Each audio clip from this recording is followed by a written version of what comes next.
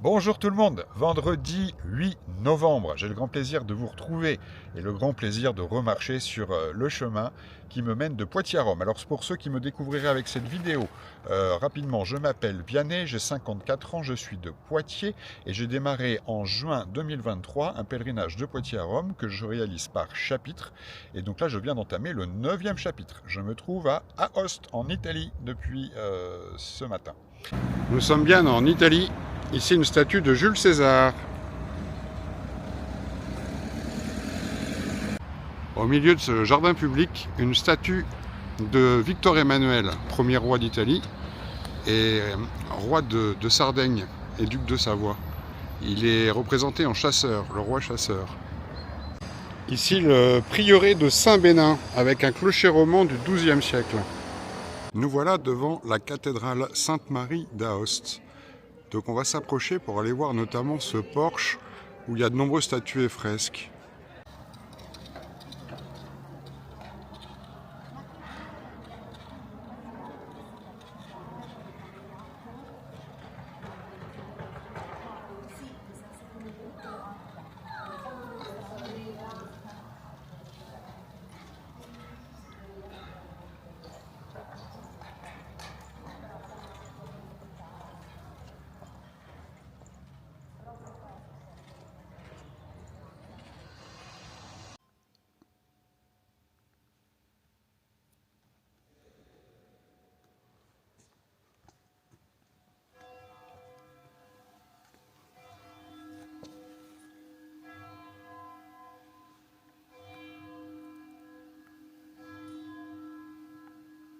Petit passage devant la mairie d'Aoste, qui, comme vous pouvez le voir, a sur son fronton, c'est en français, Hôtel de Ville.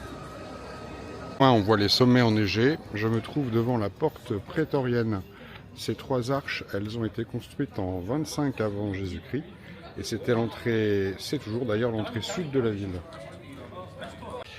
Pour ceux qui suivent déjà la chaîne et qui me connaissent, vous pouvez être étonné à minima de deux choses.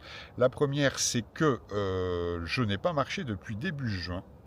Et la seconde, c'est que début juin, je m'étais arrêté à Albertville. Et là, je repars d'Aoste.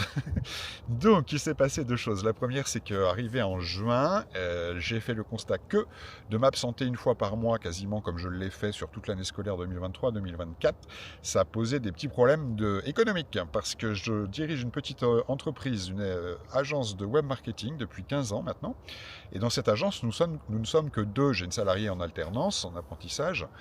Et donc, moi, si je pars 10 jours tous les mois, au bout d'un moment, forcément, ça se ressent au niveau de la productivité, au niveau de la rentabilité et au niveau de la trésorerie. Donc, il a été nécessaire que je travaille, ce que j'ai fait. La trésorerie est remontée, j'en suis content. J'en profite pour remercier Joël, qui comprendra. En sortie du cœur historique d'Aoste, on va passer au-dessus de ce pont romain.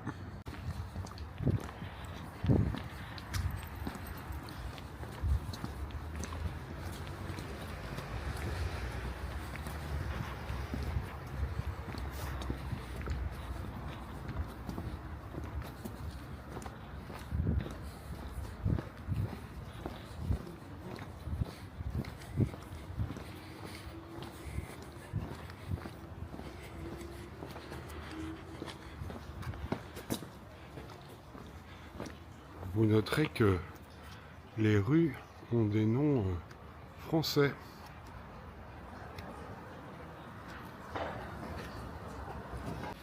Le chemin se poursuit sur cette ruelle. Depuis tout à l'heure, je cherche des indications via Francigena et le F jaune qui est ici semble en être un. Sinon, il y a des panneaux Jérusalem, voie de Jérusalem.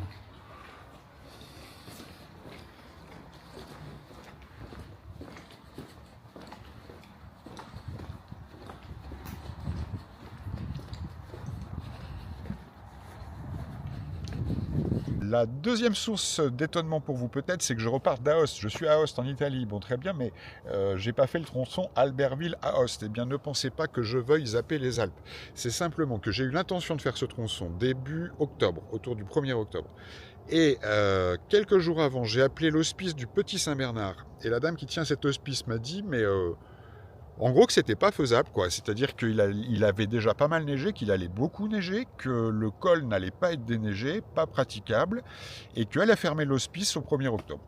Voilà, donc en gros elle m'a dit, votre affaire là, faut attendre juin. Bon. Sur le chemin, là, en bus, on est passé par la Suisse, on est passé par le Grand Saint-Bernard, par des tunnels, mais quand même j'ai vu le coin. La neige, elle est partie. Hein. Je pense que j'aurais peut-être pu passer. Toujours est-il que, au 1er octobre, à l'annonce de la potentielle impossibilité de traverser le col du Petit Saint-Bernard, j'ai été un peu dépité. Et je me suis dit, je ne vais pas attendre le 1er juin, je ne vais pas rester un an sans marcher, quoi, et attendre le 1er juin 2025 pour repartir. Donc je vais continuer le chemin à partir d'Aoste, et je ferai le tronçon Albertville à Aoste à partir de juin, quoi. Voilà, là il me reste, je sais pas, au moins 1000 km, je pense. Donc je ne serai pas arrivé à Rome avant juin. Voilà pour le petit point organisationnel, un petit peu long, j'en suis confus, mais enfin il y a 4 mois, au moins 4-5 mois que j'ai pas marché, quoi. Voilà, donc je suis très content de repartir.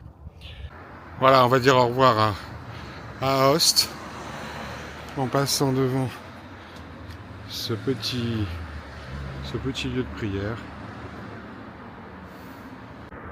Voilà, bien je viens de tomber sur mon premier autocollant via Francigena. Ça me fait plaisir. Alors le tronçon qui vient, les 25 ou 30 km devant, c'est la vallée d'Aoste qui va nous amener jusqu'au fond là-bas. On voit bien la vallée d'ici. Et au fond là-bas, c'est la région du Piémont. Donc j'espère être après-demain. Le chemin via Francigena, il nous fait passer sur le côté, là, sur les coteaux, dans les petits hameaux qu'on voit ici. Allez, en avant. On quitte Aoste et on arrive à la Crétaz.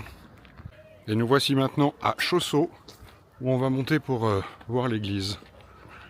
Toujours le balisage via Francigena, que j'ai eu plaisir à découvrir aujourd'hui. Voilà l'église de Chausseau et son clocher roman.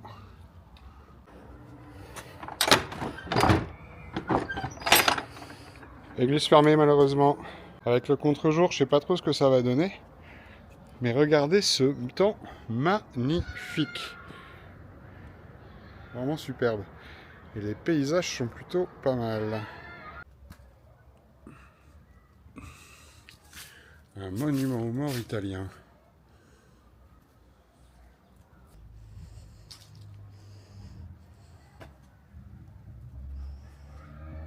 Nous voilà à Galezio.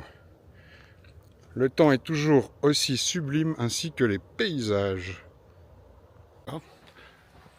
Alors tout cela est plutôt charmant, mais depuis Aoste, pas un bout de chemin, que de la route. Vivement les chemins. Ça grimpe. Et ben voilà, il suffisait de demander. Le voilà le chemin.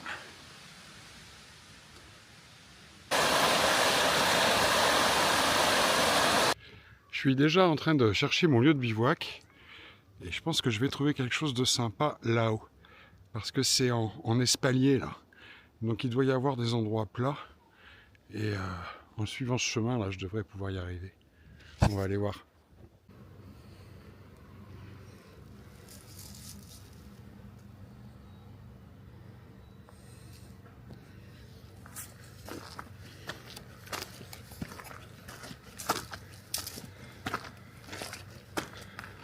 Bon, j'ai trouvé mon lieu de bivouac, je crois. Là, c'est la forêt, c'est super calme. Il n'y a pas de route, rien du tout. Et puis surtout, très précieux dans ces endroits, il y a du sol plat. Pour poser la tente, c'est mieux. C'est même indispensable. Bon, il y a énormément de glands, je suis sous des chênes. Mais je vois pas de traces de sanglier, donc... ou alors je sais pas les voir. Voilà, et puis en plus, j'ai un très beau paysage devant, avec les montagnes. Je vais regarder tout à l'heure lesquelles c'est. Et si jamais j'avais le bonheur d'avoir du beau temps demain, je pourrais peut-être espérer un lever de soleil dessus, parce que là le soleil est là-bas, il va se coucher. Et pour finir avec cet endroit, eh bien ici, il y a un banc. Mais alors un banc échelle x2, quoi. J'ai l'impression d'être un enfant de 3 ans. Vous voyez, il est énorme. Mais je vais pouvoir me poser là. Vous voyez, là, c'est mon sac à dos. Je vais pouvoir me poser là pour dîner, pour ranger mes affaires, tout ça. Cool. Alors, avec le contre-jour, je ne sais pas si vous vous rendrez bien compte. Il y a des sommets là-haut, il y a des 3000 mètres là-dedans, et pour certains, ils sont enneigés. Je vous montre les sommets en question.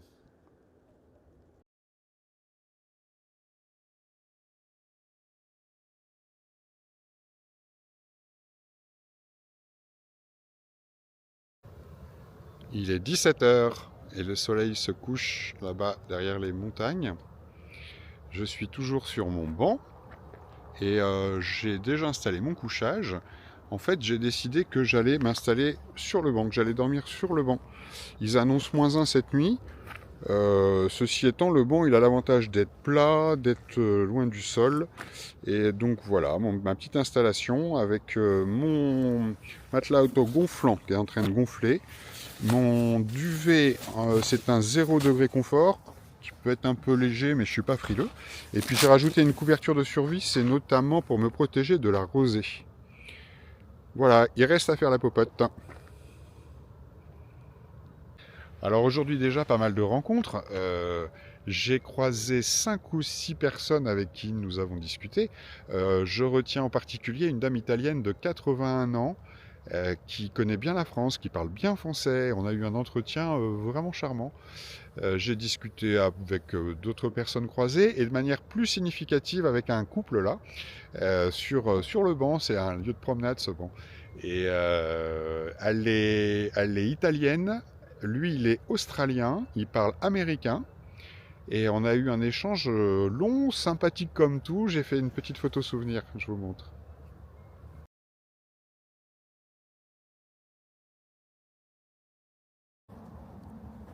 Alors là, il vient de se passer un truc de malade. Il y a un cheval qui est là, qui est arrivé au grand galop par le chemin. Il y a des chevaux sauvages ou quoi? Je sais pas si c'est un cheval ou... Il n'a pas l'air très gros. Je vais zoomer. Voilà, il est là. Ma caméra est super balèze, donc on a l'impression qu'il fait jour, mais en fait il fait nuit. Et c'était assez impressionnant de l'entendre arriver. Ça? Ciao. Ciao.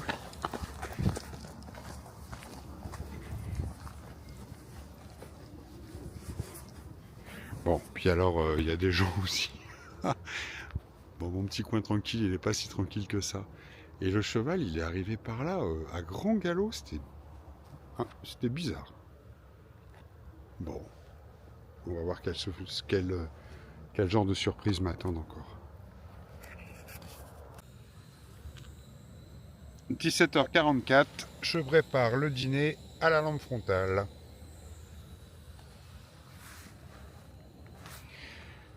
Et la vue sur la vallée d'Aoste est pas mal. Bon, j'ai mon copain le cheval qui vient me voir. Salut toi. Dis donc, t'es beau. Qu'est-ce que tu manges? Je sais pas quoi t'offrir. D'ailleurs, c'est pas un cheval, hein, il est beaucoup trop bas. C'est un poney ou je ne sais pas. Bon, il avait l'air de s'approcher. Vous voyez, mon banc est là. Hein. Ça fait 20 minutes qu'on s'observe là. Là, il monte son cul. Hein. Il me tourne le dos à minima. Bon, bah moi je mange mes nouilles. Hein. La suite au prochain épisode, peut-être. Bien, bah il est 18h30, je vis à l'heure solaire. La vallée est toute illuminée, mais ici il fait nuit. Le cheval est toujours là. On va essayer de le voir. Voilà. Et moi je vais me coucher. Je vais sans doute faire le montage. Et je vais vite faire dodo. À demain. Allez, si j'enlève pas la frontale. À demain.